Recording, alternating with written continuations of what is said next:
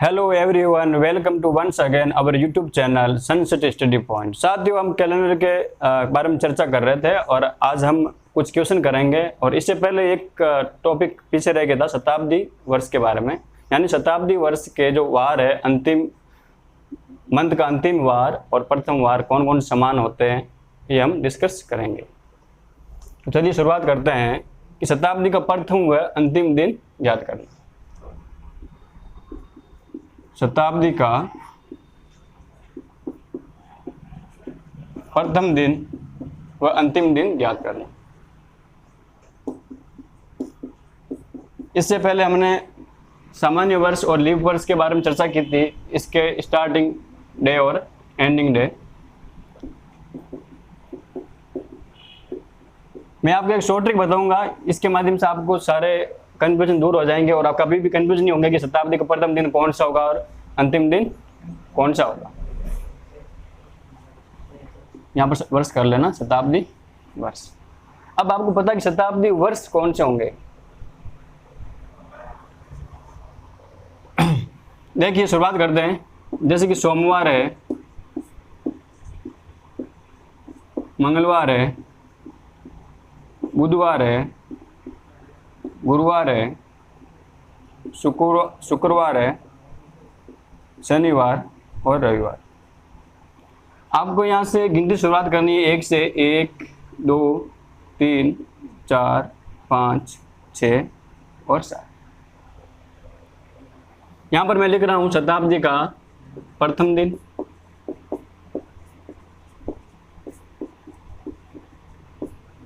और यहाँ पर लिख रहा हूँ शताब्दी का। आपको डायरेक्ट क्वेश्चन पूछेगा कि शताब्दी का अंतिम दिन कौन सा होगा या प्रथम दिन कौन सा होगा।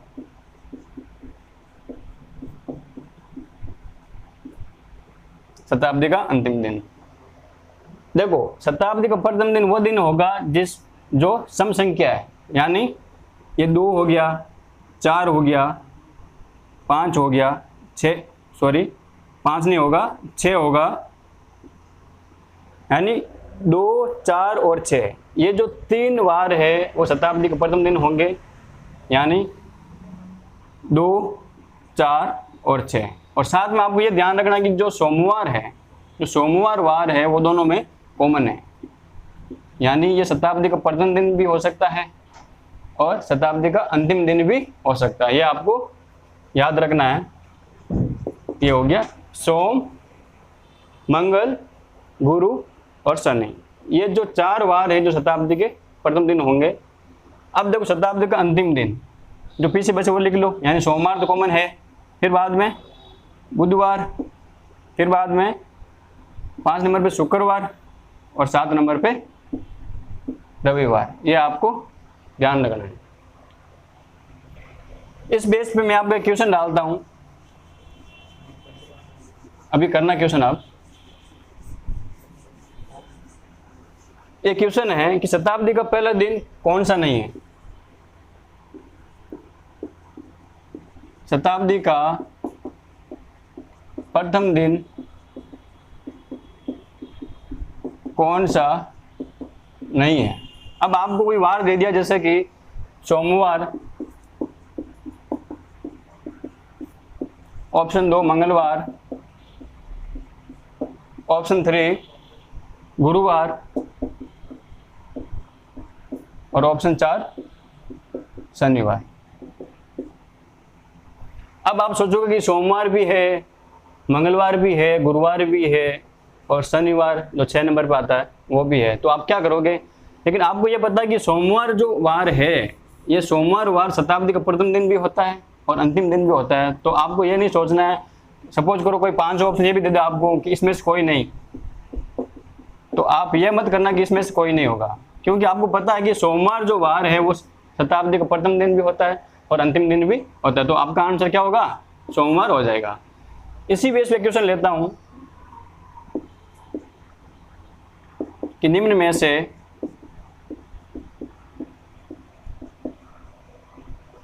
शताब्दी का प्रथम दिन कौन सा नहीं है।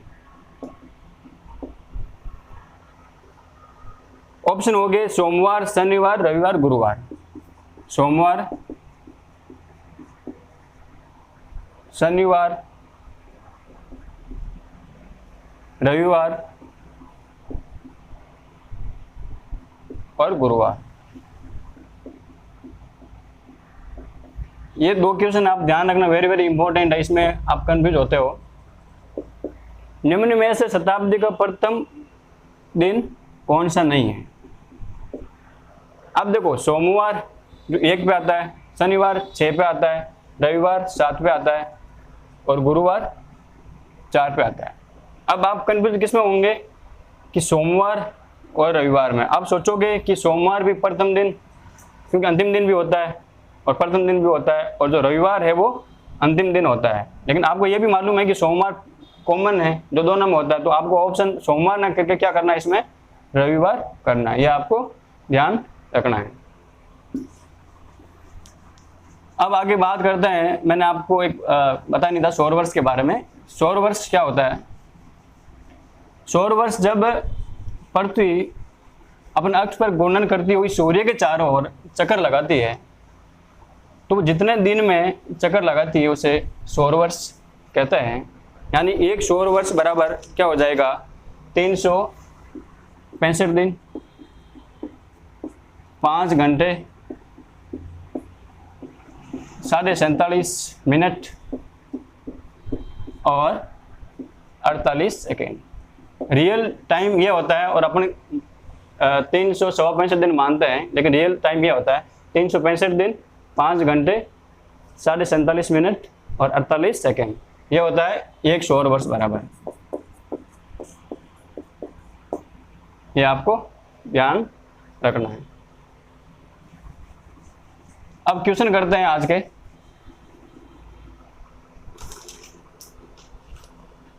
कोई आपको क्वेश्चन बोल दे कि निम्नलिखित में से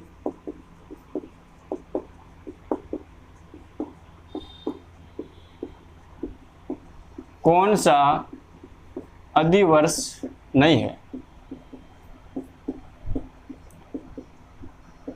अब आपको ध्यान होना चाहिए कि अधिवर्ष बोलो चाहे लीप वर्ष बोलो, एक ही बात है। इसमें ऑप्शन दे रखे हैं 1596, 1600, 1800 और हो गया 2000। अब इसमें से आपको देखना है कि अधिवर्ष कौन सा नहीं है। अब देखो, पहला ऑप्शन है 1596। अब देखो, लास्ट 2 डिजिट में 4 का भाग देंगे तो ये कौन सा वर्ष हो गया, लीप वर्ष या अधिवर्ष, यानी ये तो है।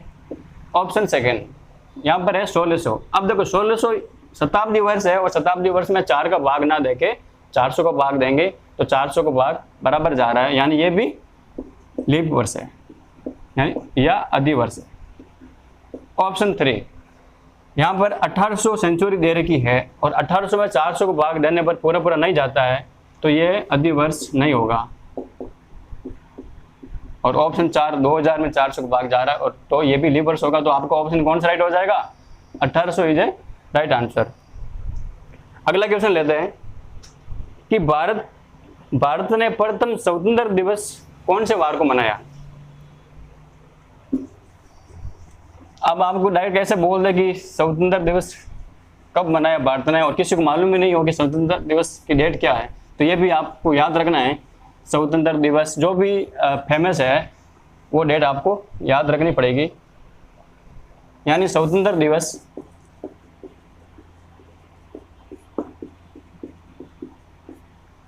15 अगस्त 1947 को मनाया। अब इसका वार निकालना है तो आप कैसे निकालोगे? अब देखो, सबसे पहले क्या करना है, आपको डेट लेनी है। डेट कितनी दे रखी है, 15 तारीख। फिर बाद में प्लस, अब देखो महीना, अगस्त का महीना है। अगस्त का महीना कौन सा होता है, जुलाई, अगस्त, सितंबर, यानी 7वां महीना। 7वां महीना हो गया अगस्त। अब देखो अगस्त का कोड क्या होगा, ऐसा आपको याद नहीं हो तो आप निकाल सकते हो 14402536 देखो 1 2 3 4 सॉरी जनवरी, फरवरी, मार्च, अप्रैल, मई, जून, जुलाई और अगस्त। यानी आपका कोड आ रहा है, 3 कोड आ रहा है। ये हो गया अगस्त का 3 कोड। वापस देख लो, जनवरी, फरवरी, मार्च, अप्रैल, मई, जून, जुलाई, अगस्त। यानी अगस्त का कोड कितना हो गया? 3। अब आपको देखना है वर्ष कौन सा चल रहा है। 47वां वर्ष चल रहा है, तो ये लिख दिया मैंने 47। अब देखो सेंचुरी कौन सी चल रही है? 1900 सेंचुरी चल रही है। और 1900 में हम जब 400 का भाग देंगे तो पीछे शेषफल कितना बचेगा? 4 चौक 16, यानी 1600। पीछे बचे 300। और मैंने आपको बताया कि अगर शताब्दी वर्ष में शेषफल 300 बचे तो उनका कोड क्या होगा? 6 होगा। ठीक है, तो हो गया 6। फिर बाद में शताब्दी वर्ष हो गया, उसके बाद अधिवर्ष का कोड, अधिवर्ष। अब देखो लास्ट 47 वर्ष है, और 47 वर्ष में जब 4 का भाग देंगे तो 47 में 4 का भाग कितनी बार पूरा पूरा जाएगा वो आपको लिखना है। यानी 4 एकम 4 और 4 एकम 4, ये हो गया अधिवर्ष। अब इनको टोटलिंग करके 7 का भाग देना है। अगर कोई ज़्यादा संख्या है तो आप इनको जोड़ के बाद में भाग ना दो, तो पहले भी आप भाग दे सकते हो सब अलग अलग। जैसे कि 15 में 7 का भाग दिया, 7 दूनी 14, पीछे बचा 1, फिर बाद में 3 लिख दो। फिर 47 में 7 का भाग दिया, 7 संग 42, पीछे बचे 5, फिर बाद में 6, और 11 में 7 का भाग दिया, 7 एकम 7, पीछे बचे 4। अब टोटलिंग करना आसान हो गया। अब देखो 3 1 4, 4 और 5 9, 9 और 6 15, 15 और 4 20, 20 हो गया। अब देखो 20 में क्या करना है आपको? 7 का भाग देना है। 7 दूनी 14, यानी 2 बार गया, पीछे बचा 6 शेषफल, 6 शेषफल बचा। अब मैंने आपको वार का कोड बताया था कि आपको वार रविवार से शुरुआत करना है डेट ऑफ बर्थ निकालने के लिए।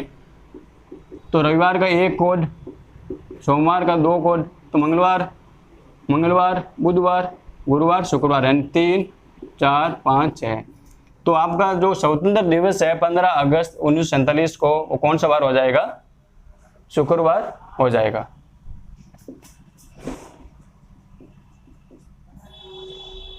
चलिए शुरुआत करते हैं गणतंत्र दिवस।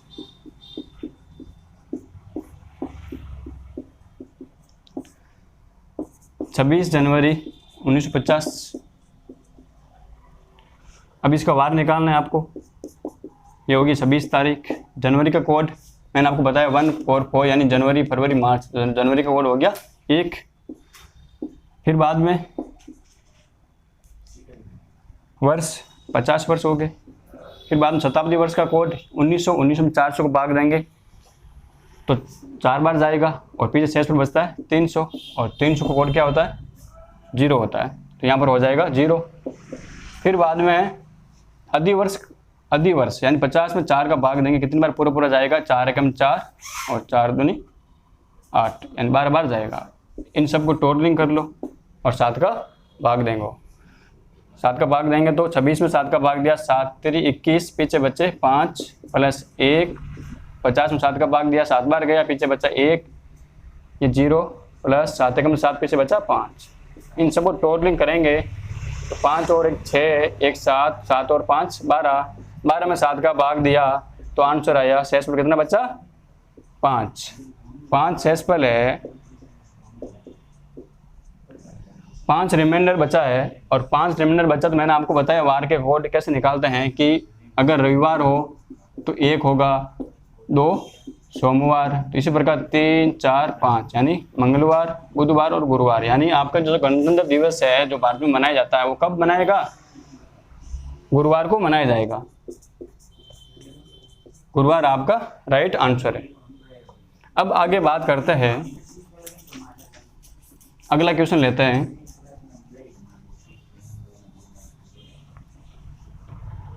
अगला क्वेश्चन है साथियों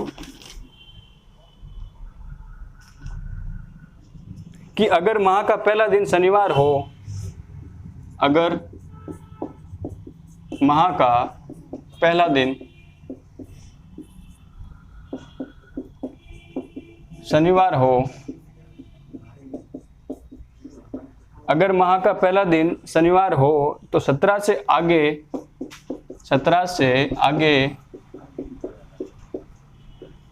3 गिनने पर 17 से आगे 3 गिनने पर कौन सा दिन होगा?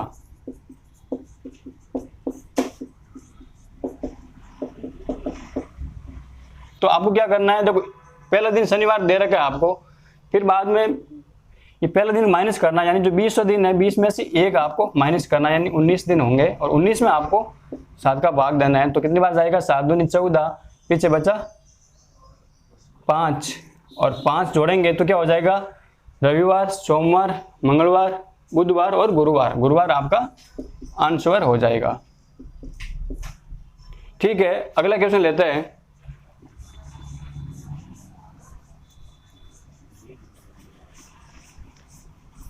अगला क्वेश्चन है कि 1 फरवरी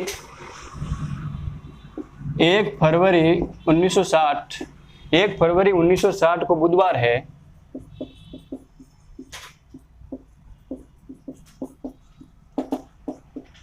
तो 3 मार्च 1960 को कौन सा वार होगा?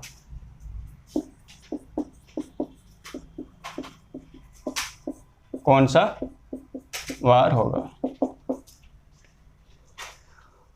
अब आपको दे रखा क्वेश्चन में कि 1 फरवरी 1960 को बुधवार है और आपको 3 मार्च का ज्ञात करना है, और 1960 एक लीप वर्ष है, ये आपको ध्यान रखना है, लीप वर्ष। और लीप वर्ष में आपको पता है फरवरी 29 तारीख की होती है। अब देखो 1 फरवरी आपको दे रखा है, तो 29 में से क्या करेंगे? 1 माइनस करेंगे पहले, यानी 28 प्लस मार्च के 3 दिन दे रखे आपको, यानी 3 करोगे और भाग 7 करोगे और 21 में जोड़ना है, बुधवार में जोड़ना है आपको। तो 28 और 3 31 में 7 का भाग देंगे तो 7 चौक 28, पीछे बचे 3। अब देखो बुधवार में आगे प्लस 3 करेंगे तो क्या हो जाएगा? गुरुवार, शुक्रवार और शनिवार, यानी बुधवार प्लस 3 करेंगे तो क्या आ जाएगा आंसर? शनिवार। आपको ध्यान बस यही रखना है कि अगर अब 1 फरवरी को बुधवार है तो ये बुधवार वाला दिन आपको अलग से डिफरेंस में लेना है, यानी आपको जैसे कि फरवरी लीप वर्ष में 29 तारीख है तो 29 में 1 माइनस करना है, क्योंकि ये दे रखा है बुधवार वार, तो ठीक है। तो 29 में 1 माइनस किया तो 28 आया, और फिर मार्च के 3 दिन ये जोड़ लो इसमें, तो 28 और 3 31, और 31 में 7 का भाग दिया तो शेष में बचा 3, और बुधवार में 3 जोड़ा तो शनिवार आपका आंसर हो गया। अब अगला क्वेश्चन लेते हैं कि 15 मार्च 1995 को कौन सा वार होगा? क्वेश्चन है 15 मार्च 1995। अब देखो तारीख दे रखी है 15, मंथ का कोड जनवरी, फरवरी, मार्च। मैंने आपको बताया था शॉर्ट ट्रिक 144, यानी जनवरी, फरवरी और मार्च। तो मार्च का कोड क्या हो जाएगा? 4 हो जाएगा। फिर बाद में वर्ष 95, फिर बाद में शताब्दी वर्ष का कोड। अब देखो इसमें सेंचुरी कौन चल रही है? 1900 सेंचुरी चल रही है, और 1900 में जब 400 का भाग देंगे तो कितनी बार जाएगा? 4 बार, और पीछे बचे 300 और 300 रिमाइंडर बचता। तो मैंने आपको कोड बताया था कि 0 लिखते हैं, तो ये हो गया 0। फिर बाद में अधिवर्ष यानी जो लास्ट 2 डिजिट है उसमें 4 का भाग देंगे, और कितनी बार पूरा जाएगा वो आपको यहाँ पर लिखना है। तो 4 दूनी 8, फिर बाद में 4 3 12, ये हो गया 23। अब देखो इनको ऐड करना है और 7 का भाग देना है। पूरा ऐड ना करके आप अलग अलग भाग दे सकते हो, और रिमाइंडर यहाँ पर लिख के वापस 7 का भाग दे सकते हो। जैसे कि 7 दूनी 15 में 7 का भाग दिया, 7 दूनी 14, पीछे बचा 1 प्लस 4, 95 में भाग दिया, 7 एकम 7, 2, 7 21, पीछे बचा 4, फिर बाद में 0 है, फिर बाद में 23, 7 21, पीछे बचा 2।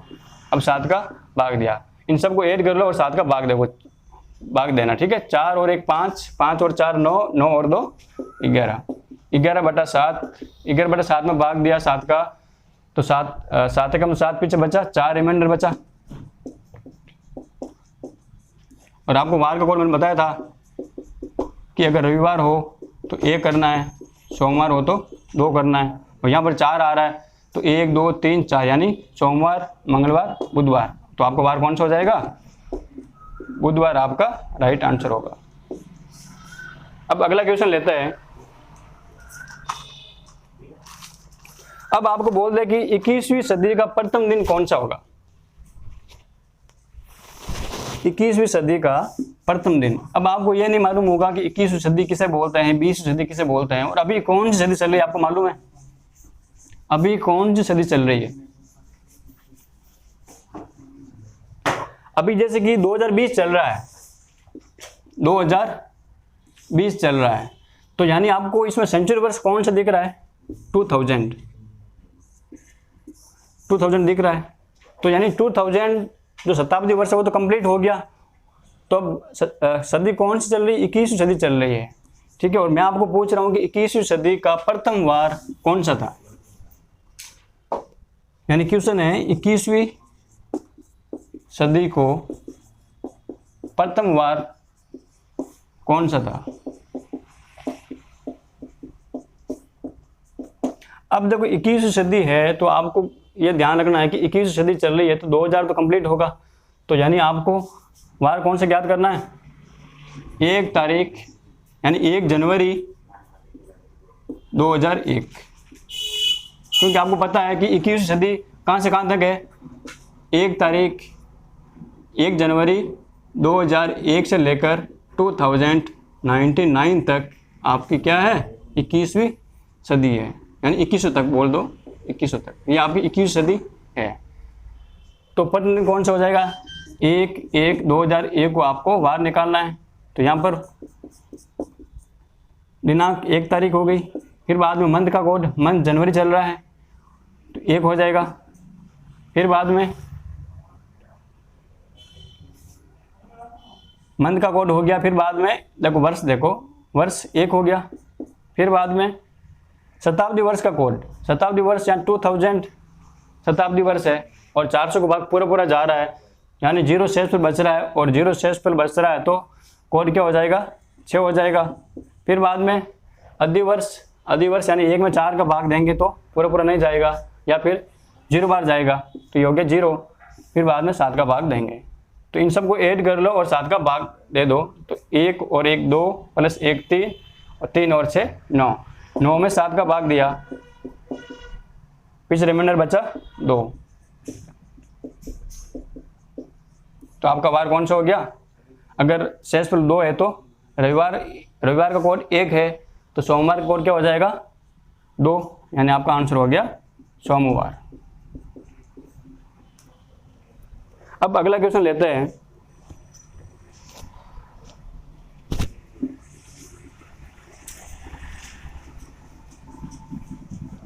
एक अच्छा क्वेश्चन है, जैसे आपको कोई 2 डेट ऑफ बर्थ दे दे और आपको पूछ ले कि इन दोनों डेट ऑफ बर्थ के बीच में डिफरेंस कितना है, तो आप डिफरेंस कैसे निकालोगे? मैं ये क्वेश्चन अलग से बता देता हूँ कैसे निकालना है। ये क्वेश्चन है कि यदि किसी व्यक्ति का जन्म यदि किसी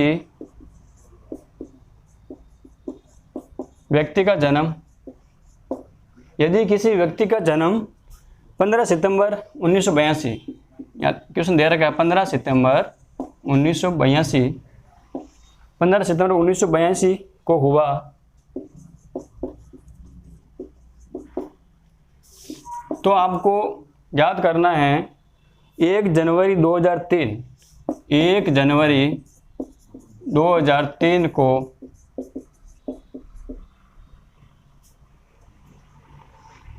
1 जनवरी 2003 को उसकी आयु कितनी थी?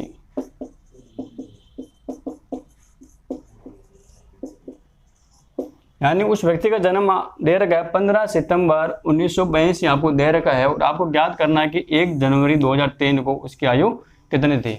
तो इनको देखो कैसे करना है, दिन को अलग जोड़ना है और वर्ष को अलग जोड़ना है और मंथ को अलग ऐड करना है।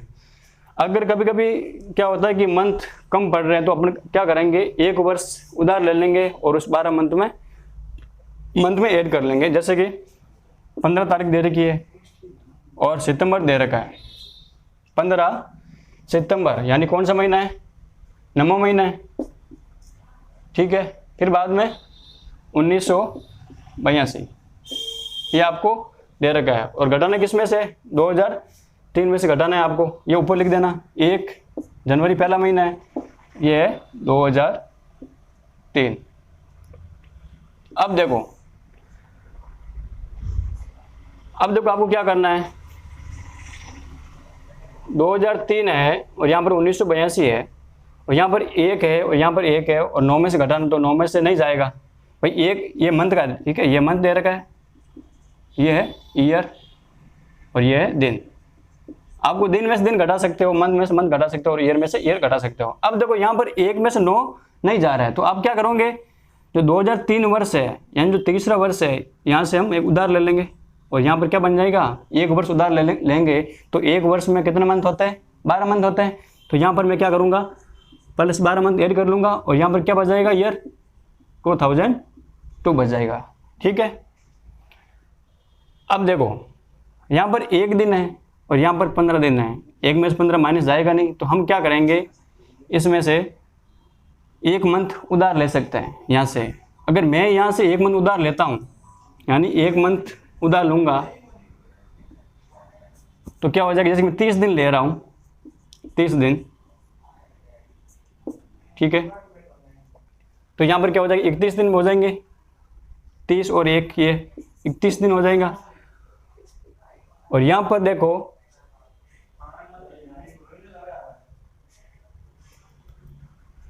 अब देखो यहाँ पर क्या हो जाएगा,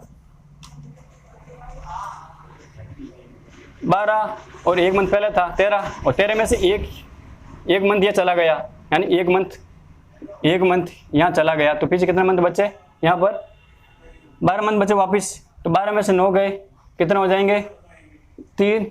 और ये देखो 3 में से 2 गए, सॉरी 2002 है ना, क्योंकि 1 ईयर तो अपन उधार दे दिया इसको मंथ को, तो 2 में से 2 गए 0। फिर बाद में 10 में से 8 गए 2 यानी 20 वर्ष यहाँ पर हो गया। और 12 में से 9 गए 3 और यहाँ पर देखो अब 31 दिन है, 31 में से आपको 15 घटाना है तो क्या हो जाएगा, 11 में से 5 गए 6 और 2 में से 1 गए 2 यानी 16 दिन 3 मास और 20 वर्ष होगा। ये आपको ऐसे निकालना है। इसी और काफ़ी क्वेश्चन बचे हुए हैं, अगले वीडियो में करेंगे। और इससे पहले हम घड़ी का चैप्टर स्टार्ट करेंगे और फिर बाद में एक क्लास इसकी ले लेंगे, जो क्वेश्चन बचे हुए वो हम करेंगे, ठीक है दोस्तों। अगर आपको ये वीडियो अच्छा लगा तो लाइक करना, शेयर करना और सब्सक्राइब करना। Okay, bye bye, take care.